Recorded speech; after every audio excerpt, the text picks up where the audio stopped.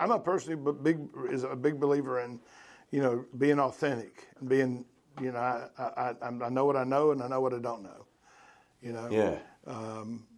I'm a very humble, a very generous person, and sometimes too generous for my own good. Matt Murphy out here, who's president of our company, and when I gave him the job last year, I'll never forget, he and I met together in Hagerstown, which is about halfway between here and my home. And the first thing he said to me, he said, "You know the difference between you and me?" He said, "I'm not as big a wimp as you are."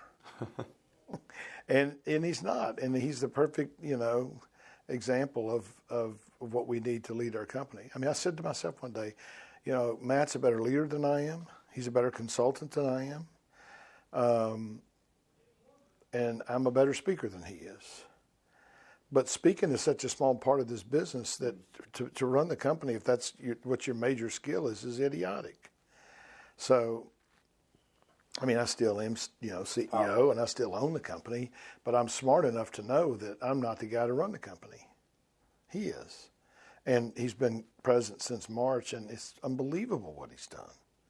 I told my wife today on the phone coming down here, I said, Matt is the greatest thing to ever happen to Delta Point. She said, "No, he's not." I said, "Why do you say that?" She said, "Because you are. Because without you, there ain't no Delta Point." And you attracted him in your life. And I said, "Yeah." I said, "Well, all right, I understand that." I said, "Then let me just rephrase it. He's the greatest thing to ever happen to Delta Point other than me."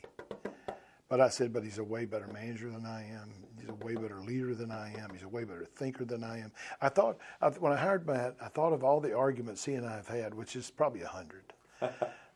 And I don't mean arguments, but I mean disagreements about, how to do something.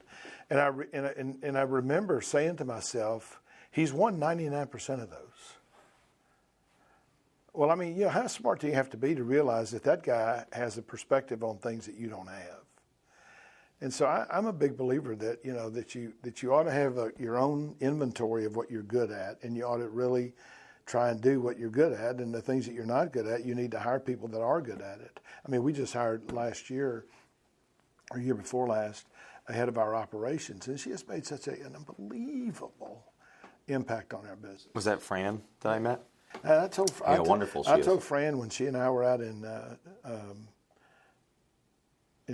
Denver last week, I said, I have to tell you, if I had to describe you in one word, I would say you're indispensable. And I said, and I tell you, if this company ever goes out of business, the last 3 people that'll be here will be me, you, and Matt. Wow. Now, I don't expect this company's ever going out of business because we've been in business now for, this coming up will be our 18th year. And most companies don't make it past 5 years or 10 years. And we're stronger and better than we've ever been,